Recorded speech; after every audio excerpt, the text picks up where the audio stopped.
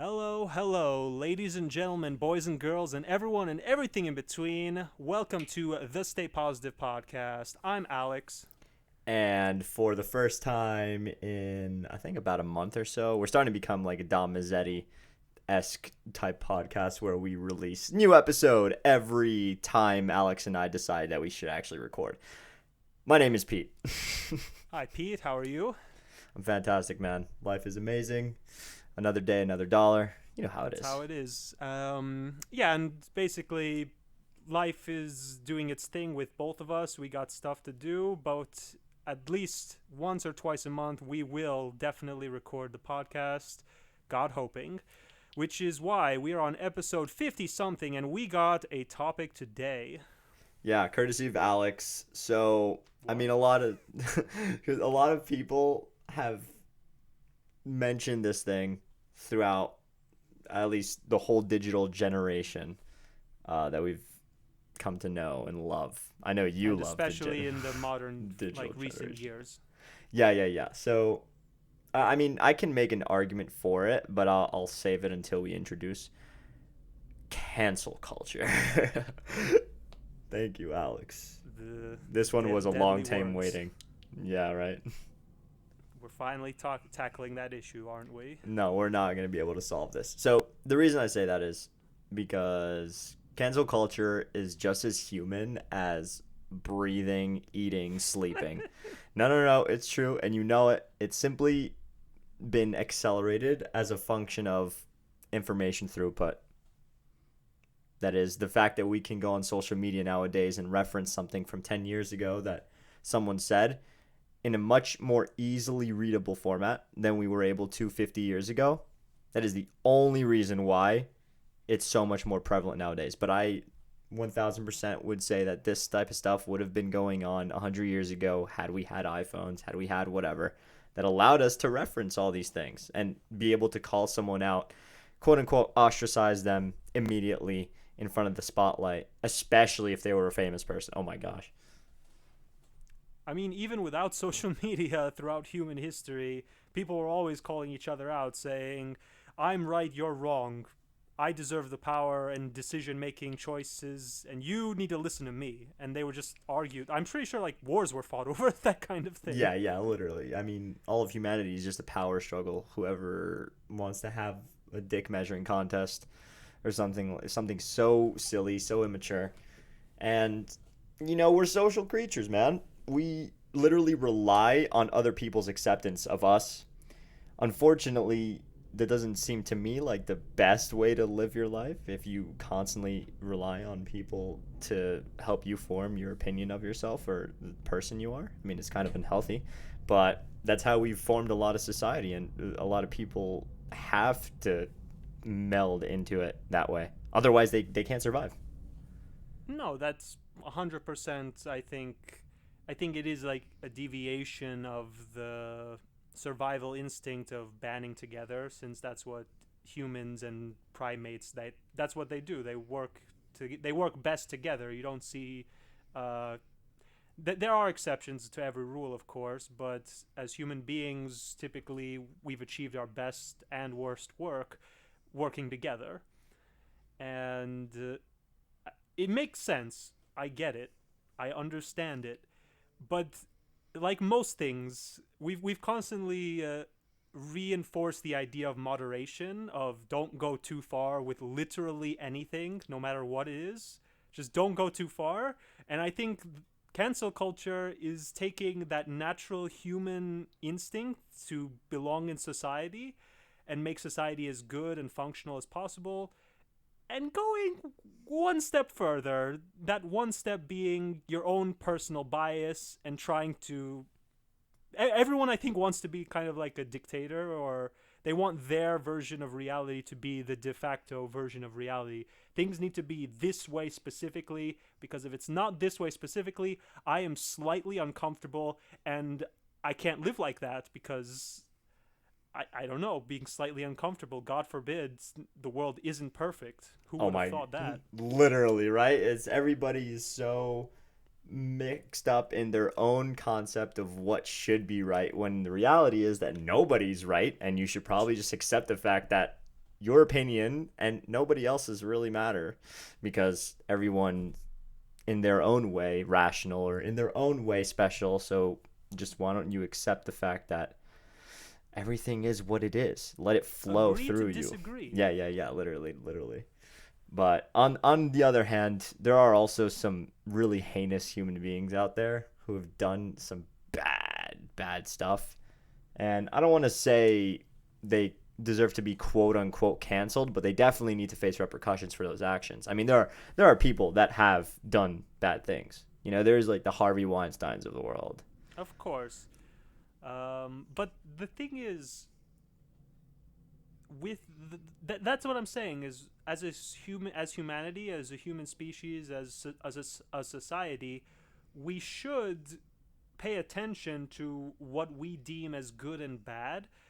But it's such a gray area, because if you go back 200 years ago, what was normal in society, we look at now and say that is the most unethical drivel I've ever seen. How could human beings actually treat each other that way? Yeah. And I'm sure 200 years from now, people are going to look back at us and say, these savages, how could they even live like this? You know what I'm saying? Yeah, So it's yeah. it's so easy to look back and say, wow, everything was so bad. But like at the time, that was normal. So Yeah. I Yeah. think just like human beings on an individual level evolve, so too does society. But like most things, sometimes things can be taken too far. Yeah. I mean, let's be honest. This episode might get canceled. You never know. You never know. Like 10 years from now, people are going to say, remember the Stay Positive podcast? Remember when Alex and Pete talked about cancel culture? They need to be canceled for that. It's like, yeah, exactly. Come They're on. spreading misinformation. They're poisoning our youth. We should not allow this complete and utter lack of knowledge to be persuading people. This is just absolutely unacceptable. They should be jailed for the rest of their lives. You know, something preposterous. Yeah, we shouldn't be allowed to host the Grammys or the Oscars. Oh my god. Don't even get me started. I mean, I was going to ask you who are some famous people that you know have been canceled. I gave you a couple before we started. And I mean, of course, we know your favorite online forum that is the literal definition of cancel culture. The home of it. Actually, actually, lived. Yeah. Actually, that's not entirely true. Here's a little history lesson. So there was a website, and there still is. It still exists. It's called Tumblr. You know what that is? Of course, I know what Tumblr is. Yeah. So Tumblr, that was where it all started. That's where cancel way. culture was. That was it.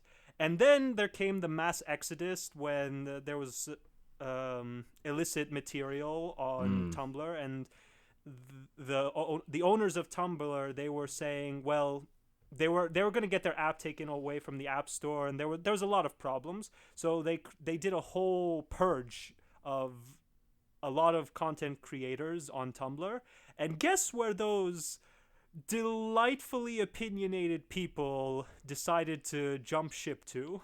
My absolute favorite place on the internet, which is Yep, Twitter. The little bird icon, Twitter, the best place where if you want to just have your whole faith in humanity destroyed. Listen, man, I'm not a staunch supporter of Twitter, but I do think it's great for a lot of things. Of course, it's really bad for a lot of things. Maybe bad for more things.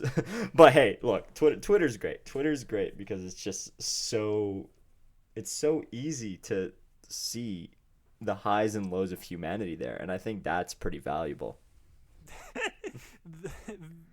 Insightful, I think, is a better word than valuable. Well, it's valuable because you need to be able to see so you can learn. Of course, we know in the context of history that learning from our mistakes is something that we're just not good at as a collective whole civilization. You know, the human race is just so bad at learning from their mistakes. There's no way you can convince me otherwise.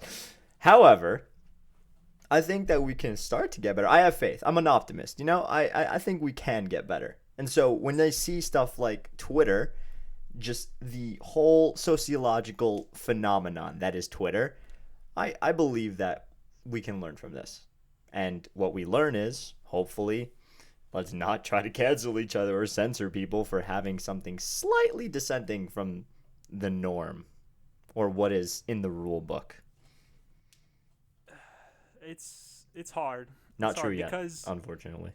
because it's so deeply ingrained in our psychology. Because think about it: if I have a belief and you have a different belief, and for some reason we're not able to accept that two different people can have two different beliefs that are equally appropriate, now it becomes a contest. Now it becomes a battle for whose belief dominates the society or the internet society. Who is the morally right one and who is the morally wrong one? And I think we've said in previous podcasts, at least in my opinion, morality, as messed up as it is to say, is kind of is subjective based on society. What is deemed right currently might be deemed horribly wrong 10 years from now. And who knows, it might switch back and forth. We don't know. I wish I was a fortune teller, but I'm not. So, but I'm willing to bet, based on just analyzing the majority of human history, how every society everywhere in every continent fought wars over the silliest of things over and over and over and over again. It just shows that there's just such a deeply profound sentiment within us as human beings, as a species overall, not individually per se, where one person's ideology must reign supreme over all the others. And in its, I guess, most microscopic version, that's an anonymous Twitter user calling you a bad word on the internet. Yeah. I saw. I mean, here's another thing as well. You don't have to be, or you can say that the identification of cancel culture itself is politically agnostic, right? Like you had Trump and Obama both call out against it. So there's absolutely no way you can spin that there are people on the right or people on the left saying that you're feeding into cancel culture, you're the one causing it, blah, blah, blah. No, it's everyone in some way, shape, or form does it, in my opinion. That's what I've seen. Of course, there's a proclivity of some certain groups to do it more, and that is, from what I've observed, it tends to be the people who try to speak for other groups of people. You know, it's How never ironic. it's never really a person who's been marginalized or it's a minority. It's always a person that tries to stick up for them, which is so incredibly hypocritical. And I always see this all over the internet, right? I mean, I'm sure you've seen it a lot also. Everyone wants to be a hero. Everybody wants to be a hero. It's so crazy. Like you said it yourself. Everyone wants to just be the center of their own universe. And look, to an extent, we are, right? We have the power to affect ourselves. But then once we start taking advantage of that power, we start losing our minds, right? Absolute power corrupts absolutely. I was watching a documentary about Suge Knight literally yesterday. And the guy was apparently, he was the guy that ran Death Row Records when Snoop Dogg, Tupac, Dr. Dre, they were all Yeah. the hot stuff in the 90s. Nice. And it was very well known that Suge Knight was a great human being. He was a little bit of a diva. You know, he always wanted things done his way or the highway when he was young. And in general, though, he always cared about his family, those closest to him. But as you can see, those sort of ideals or those values that he had as he grew to start taking more power in, he took advantage of it completely, right? And because he knew that he was the center of everybody's world and he always had a posse around him that could protect him no matter where he was, he realized he could do whatever he wants and he could hurt whoever he wants and he could put anyone in a jail cell if he wanted to, or he could break anyone out of jail if he wanted to. It's these types of things, right? This is an example of where if you give someone way more than what they're accustomed to handling, especially when it comes to power, social status, things of that nature, then they will absolutely take advantage of it. And then they will take advantage of other people because of it. And that's probably literally what's happening on Twitter, is basically, and all social media, is there are some people who just can't even handle that little bit of power, that power of anonymity on the internet. even they can't handle it responsibly. They just go Yeah. overboard. Yeah, exactly. And I think what's really good about certain people is, they might be sort of pseudonymous on some social platforms, but then they'll completely dox themselves on others. And the people who follow them for real understand that they are doxed. So they'll very openly have their face on the internet and won't care that they're, yeah, I don't know. The term is shit posting on Twitter, right? They won't they won't be actually doing it because they wish harm upon someone else. It's solely for entertainment at that point. And because they are doxxed, they have absolutely their whole reputation to lose. So the idea here is they know what they're doing and they're doing it solely for entertainment purposes. There's a difference between that and literally going out there to try to insult someone or make sure that they never see the light of social day again. Yeah. So, Are there any examples you can think of? I mean, without delving deep into the whole crypto forest, one of my favorite people is Kobe. He's a really smart guy, and he's been in the space for a really long time. And he has a couple of podcasts. On Twitter, he's pretty pseudonymous, right? He doesn't have his full name out there, and his profile picture is not him. It's just some whatever. That's kind of how What's his name? What's his name? I only know his name as that. It's Kobe, Cobie, right? What's the name of his podcast? Up only. Nice. Yeah, right. But anyways, on his podcast, he's completely doxxed. Like you could see his face, right? He's just some guy in the UK. He got in super early. But no, the point is, on Twitter, his whole prerogative is shitpost. He doesn't do anything. At least 99% of the time, he doesn't really provide any good resources other than his podcast. Maybe sometimes he'll tweet something kind of helpful, or he'll tweet when he releases an article on Substack, which those are great things to read, right? But other than that, he literally goes there to just make fun of people who know nothing about what they're talking about. So he's doing a service, but he is very much doing it in a sort of chaotic, neutral, chaotic good type of way, right? Whereas, All right. look, I might be biased because I think he's smart based on what I've read on him and his work. But then there are other people, and I don't remember a lot of people, but there are, countless examples of people who have literally gone on there solely for the purpose of trying to cancel someone. Is that what he tries to do? Cancel No, people or just absolutely make fun not. of people? He just makes fun of people. Okay. He makes fun of them because he knows that they know nothing, and he just Okay. and he just wants them to understand it too. That sounds fair. If that's true, that sounds fairly reasonable. If you don't know what you're talking about, but you're still talking, stop. And look, in his way, he's just trying to bring comedy to the fact that misinformation is being spread. His idea of showing that there is misinformation out there is by making fun of the people who spread it. That's all. I obviously need to see what he's doing to have an accurate judgment, but that's the concept of exposing misinformation. I can get down behind that. Well, look, it's not like we want to support or do anything. Like we don't want to support or bash on him, right? The point is, No, of course there are not. people like him, and then there are people that do the opposite, which I've already given a couple of examples of. Look, here's a big example as well.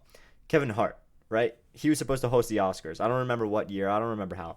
He wrote something on Twitter, and that was back when he was a younger person. He, immature, said things that he shouldn't have said, right? It was like 10, 15 years ago. Exactly. The guy was probably a teenager back then, or young. I don't know. He was a very young adult, and everybody learns, right? It's not like you can't make mistakes in life.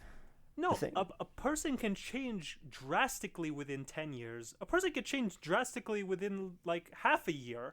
Yeah. If they are disciplined enough. And I think it's a little bit wrong to judge a person for who they were versus who they are. Like obviously there are some things that if you are convicted of 30 murders 10 years ago, it's like, okay, no offense, I don't care if you're an angelic saint now, you were the scum of the earth 10 years ago. I don't feel comfortable with you here. Like, I Yeah. get that. But if you did something silly that maybe a handful of people could interpret as offensive 10 years ago, like literally a decade ago, and you haven't done anything like that after that, then shouldn't you not necessarily praise but acknowledge that they have evolved as a person, they've transcended that immature and maybe irresponsible behavior as a young person, and they've grown into a more remarkable human being, or at the very least better than what they were. And I don't know Kevin Hart personally, but I'm sure he has matured greatly as he became older and older. Yeah, I think what you really want people to do here is just give someone the benefit of the doubt, right? Because look, there's no guarantee that someone's going to actually mature or learn the lessons they need to learn so that they can quote unquote be part of society. Yeah. But even if they haven't, give them the benefit of the doubt, right? You do nothing by assuming the worst. You gain nothing by assuming the worst in people. I think, right? I feel like assuming the best in people is a lot. It's a lot more fulfilling in a way. Of course, you set yourself up for disappointment if someone just doesn't reach your expectations, but you know, at the very least, you don't have to go around looking over your shoulder every 5 seconds because you're gonna think someone's gonna stab you in the back or someone's gonna say something about you, yada yada yada. It's just it's anxiety inducing to have to worry all about that. Makes no sense to me why people do it. I mean, I understand sort of, but I don't see why you can't grow out of that. Yeah. I feel another thing is just a complete unawareness or inability, whether ignorance, what's the word for it? Not ignorance by choice. There's an expression, willful ignorance. I don't know if Hmm. it's willful ignorance or if it's accidental, but people are complex. If I say one bad thing, God forbid I ever say it, I'm not just that one bad thing being said. I'm a whole person with thousands, millions of different thoughts and ideas. And I've done millions and thousands of different things in my past, and I will continue to do millions and thousands of things in the future. One bad thing, and obviously everything is relative. If you do an incredibly bad thing, like if you launch a nuclear bomb, if you sneak into a Russian lab and launch a bomb, then yeah, that's kind of high on the bad scale. But if I call someone, I don't know, let's say I just so we don't get canceled, let me use a silly example. Let's say I call someone silly and they didn't like being called silly. And then a bunch of people, let's say several thousand people, say he used the word silly, so he's a bad person. It's like, are you really going to judge a human being, a grown human being, based on one word that they used one time? Do people really think that's fair? And I think the thing that bothers me is when I see virtue signaling on the social media, on the internet. You know what the worst is? When people do the same thing to them, when they go through their internet history, when they go through their receipts, and they are guilty of the exact same thing that they are preaching, how horrible is this person to do this specific thing, and then people go back to their timeline and their account, and there's like, wait a minute, you did that thing too. Oh Should yeah. we cancel you? And it's like, and you know what they'll say? They will say this. I kid you not. This will be like verbatim. They will say, I have grown as a person. I realize now that what I did in the past was a mistake. And I'm improving. I'm constantly striving to improve. And first of all, for transparency, I don't believe most of these people. I want to, and I'm willing to give them the benefit of the doubt, but I don't trust them since they seem like sneaky snakes. But let's pretend I do take their word for it that they are improving, and there's just such more uh, evolved than their past. What about the guy you're trying to cancel or the girl you're trying to cancel? You wanted them to be canceled for the thing you're guilty of too. What are the odds that they don't improve? Why don't you give them that same benefit of the doubt that you're going to give yourself? You're giving yourself that I'm maturing. well, maybe that person will mature too. Why don't you treat them like you want to treat yourself? You know what I'm saying? Treat 100%. each other the same. Because if you're going to treat the other people worse than yourself, that's not fair. That's bias. You're a hypocrite, in my opinion. Wow, that was a powerful rant. That was hearty. I felt that in my bones. It's what we do. You're very passionate about this subject, I could tell. I just don't like hypocrites. I don't like people who see themselves as better than what they really are. Is it maybe because you yourself see yourself as a hypocrite and you just don't like seeing that quality in other people? Maybe. Probably not. No, Probably not. I'm just messing with you. I'm Pete, trying to play the Pete, psych tricks on you. yeah, you got me. You called me out. But Pete, you know me, and I know you, and we know our friends. And while we don't know each other like 100%, we probably know each other 90, 95%. We are the type of people who we're very critical of ourselves. We obviously stay positive as we do, but we do strive to better ourselves. We try to sober ourselves of our ignorance. We try to remain introspective. We try to look at situations from multiple angles to get a better understanding of things. These are all aspects of, I believe, critical thinking is what it's called. And I think this is a very important skill because it allows you to have just an understanding of both who you are, what the world is like, what other people are like, without the tainting of judgment, without letting your biases and your whatever may affect your mood or so. Just allow yourself to understand something for what it is, and then once you've come to a full understanding or a strong understanding of something, then you put your feelings behind it. Then you say, well, now that I understand it, what are my sentiments about this? And if more people did this, I think a lot of people would be shocked to find out that the majority of people on Earth fall into a gray area. No one is pure, and no one is the opposite. Pure. No one's pure good or pure evil. Everyone's in the middle. For some, even the worst people you've ever met, I'm sure you could find a silver lining around them if you tried. But people just don't want to put in that effort. They don't want to treat. They don't want to treat others the way they want others to treat them. And I think the world would be better if people tried to adopt that mentality a little bit, just a little.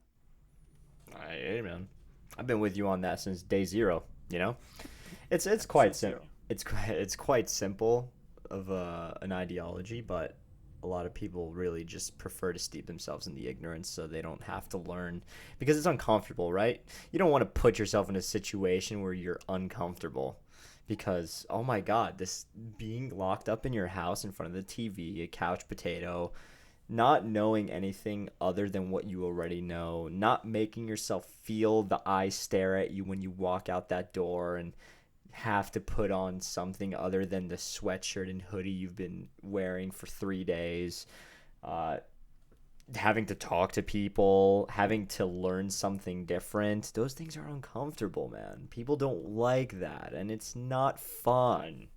I know, Pete. I know. You don't need to rub it in. No, you know what? I'm not going to be a total jerk, but I got to say to those that are unwilling to do that, yeah, you might be going through something, but maybe stop feeling bad for yourself and start doing a little something that will help you generate some love, right? Like one thing I read that was really powerful was if you're not receiving any love from someone, think about how much love you're giving out. That's 100% true, in my opinion. Right? And the fact of the matter is that all these people that are canceling others, they are just spreading hate. They literally couldn't, in the most, even if it hit them smack in the face like a truck, they wouldn't be able to understand that they're spreading hate instead of love. And it pisses me off so much.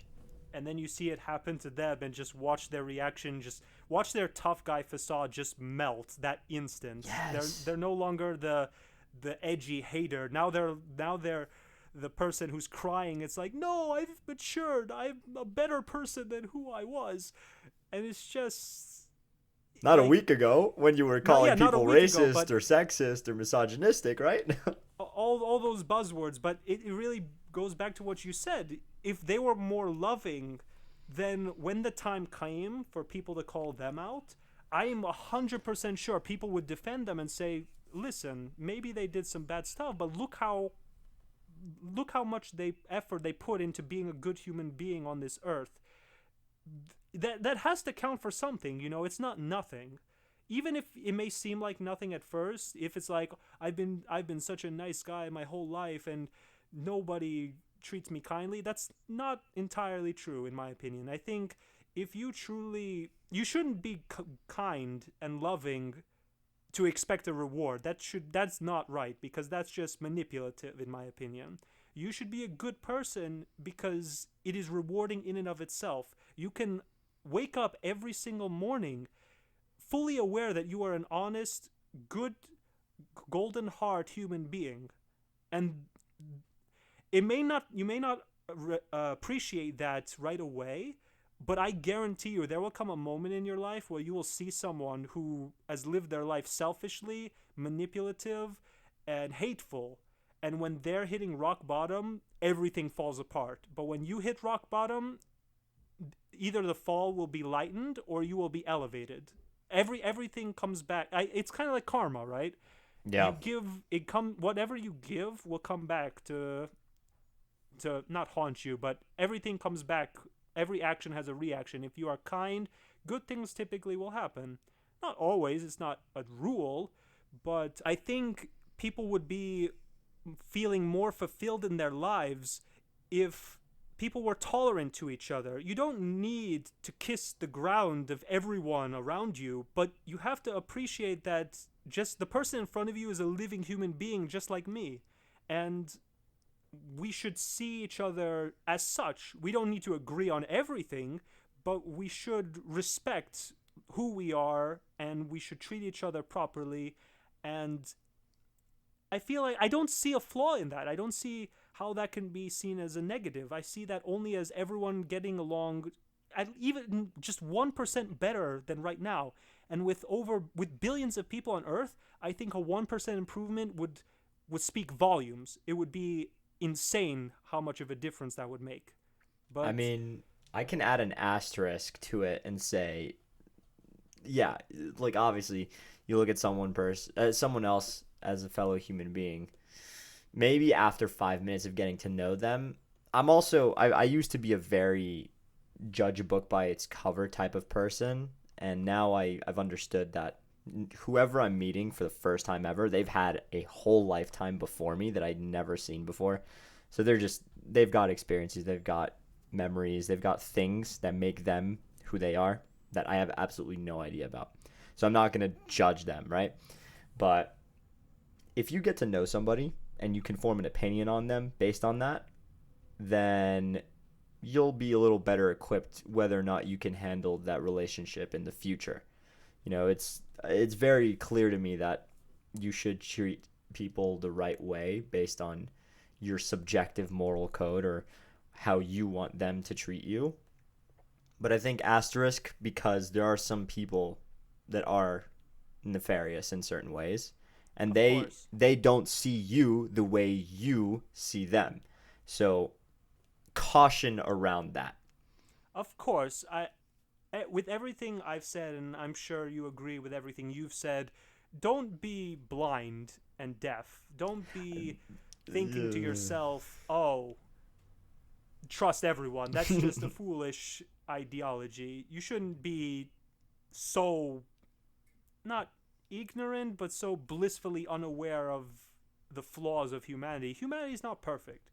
Not everyone is your friend. I wish it could be that way, but it's not. And as such, we need to live our lives aware of that fact that not everyone will treat us properly the way we wish to be treated. And that sucks, and that's unfortunate.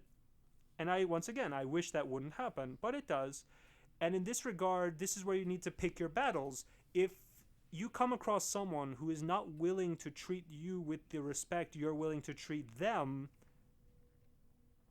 you shouldn't form necessarily a relationship with them. You shouldn't form a connection with them. You should try to avoid them or get them out of your life as soon as possible, because you're not living your life for them. You understand? You're not living your life to suffer on for their benefit, for their amusement, or for them to climb the social ladder. You're living your life for you and maybe your family. You have your own goals, your own dreams, and your own reason to wake up in the morning. And so does the other person. And if they are a good person, kind, respectful, then you treat them kind and respectful. If they are a jerk, don't necessarily treat them like a jerk, but be aware that they exist and try to minimize interactions with them. Or if possible, I wouldn't inherently recommend this, but I do think it's enlightening, is try to understand why they behave that way. It might not ameliorate, it might not make things better with your relationship with that person, but it might help you come to an understanding of why they act the way they do. But I do think the best is when you see toxic people in your life, you need to try and cut them out or avoid them. Because, why poison your own life? That's what toxic means. It means poisonous. Why try to poison and kill your own life on behalf of someone who's not even willing to respect themselves or willing to respect others? It's not worth it. So, to summarize, I know I've been talking a lot. Don't be naive. Don't be gullible. Be kind. Be respectful. Be positive, but don't be taken advantage of. Don't be manipulated. Don't be enabled. Don't let other people walk all over you. That's not what me personally, and I'm sure you, Pete, as well, would agree. Don't be taken advantage of. Live your life properly, peacefully, and positively, with the knowledge that some people might have it out against you. Thank you. That's my PSA. Another second rant. Jeez, man. Trying to roll today. Uh, Look, the one thing I gotta say though is you can't teach someone to not be naive. I'm very much a staunch supporter of the fact that you just gotta go through shit. You gotta experience stuff to understand what it is to be naive and what it is to not be naive. You can't teach someone how to not be gullible, because when a person's gullible, that means that they have some sort of mental schema of what the world looks like and what social interactions look like, and they're unable to find the disparity between what they see and what is reality. You understand? Because, Yeah. when someone's playing a joke on you, it's because they have some inside information that they know that you don't, and you're not in on it. And that's why it's a joke. However, what happens when you find yourself in a very much more different situation, right? Where you are a minority in some sort of, I don't know, big group or big occasion somewhere, something, doesn't matter. And all of a sudden you become ostracized out of nowhere, right? That is not something that simply not being naive can help you with, in my opinion.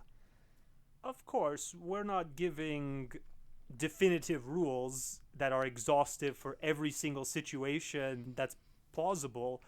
We are simply just, well, I'm trying to just give a personal idea on what a more peaceful and fulfilling life, how to achieve it.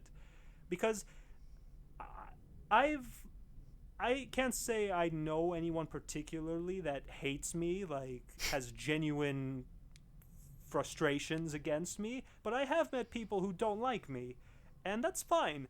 But for the most part, I've lived my whole life treating people with respect and what I deem decency, and I haven't come across someone who treated me horrendously, or at least didn't acknowledge that I am a good person, or that I'm not hardworking.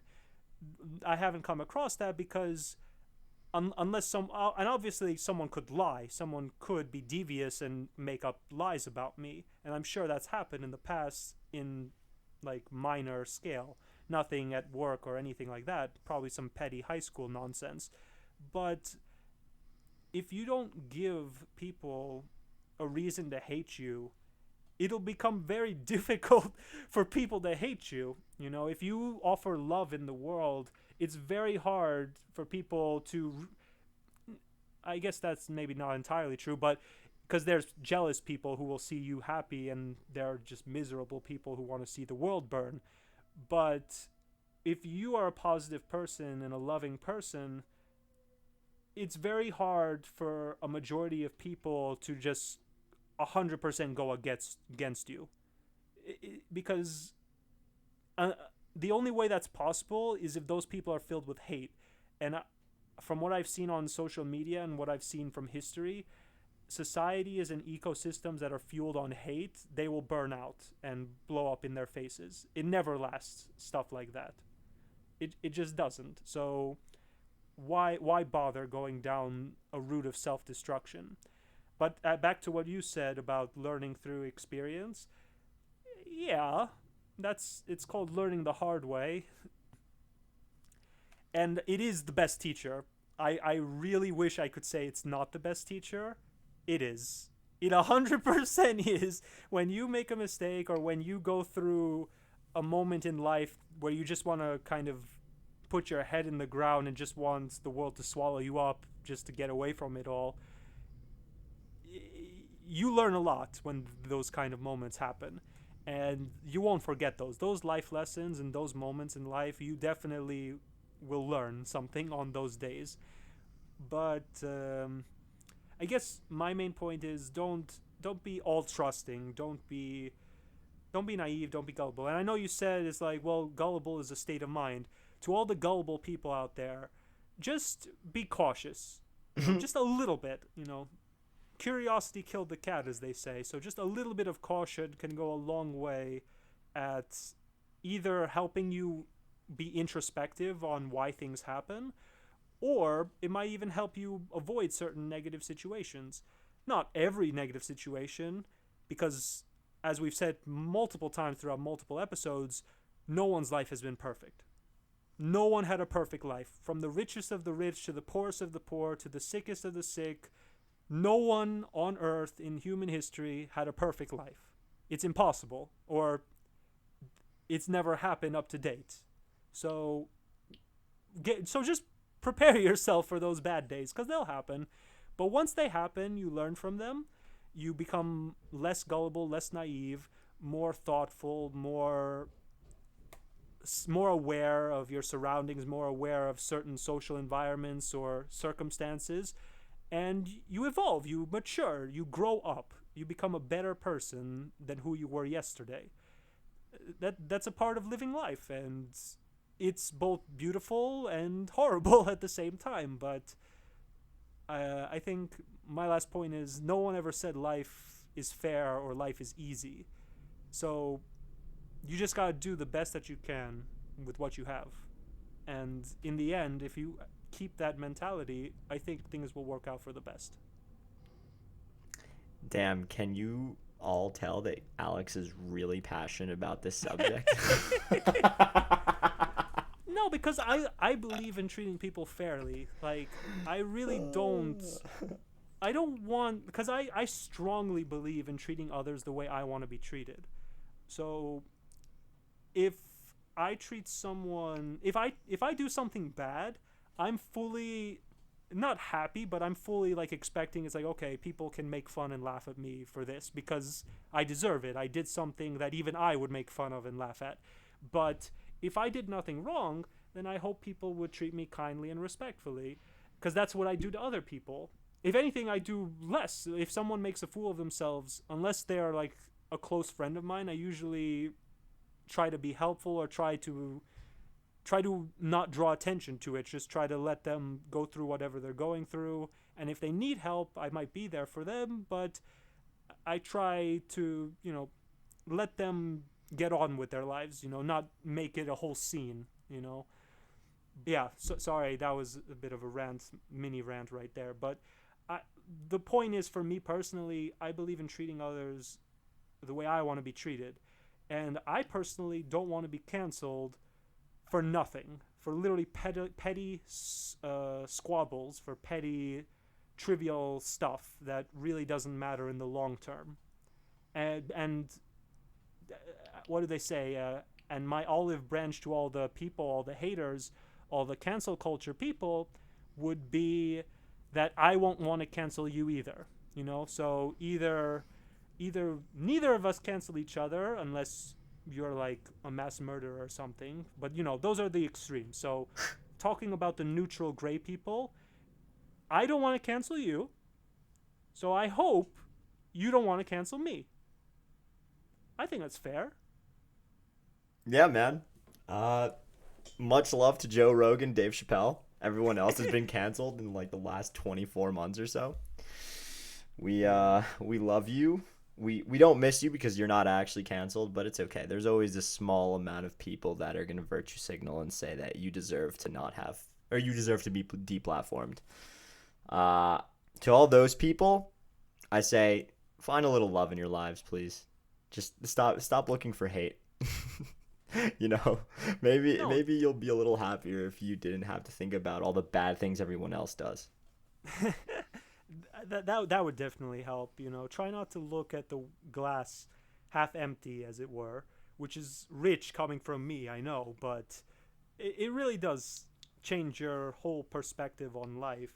And I think back to what we said earlier, if you want love and you want to be a loving person, you got to give a little love first, you know. So to all the people listening, I hope you all stay healthy, stay happy, and most importantly, stay positive.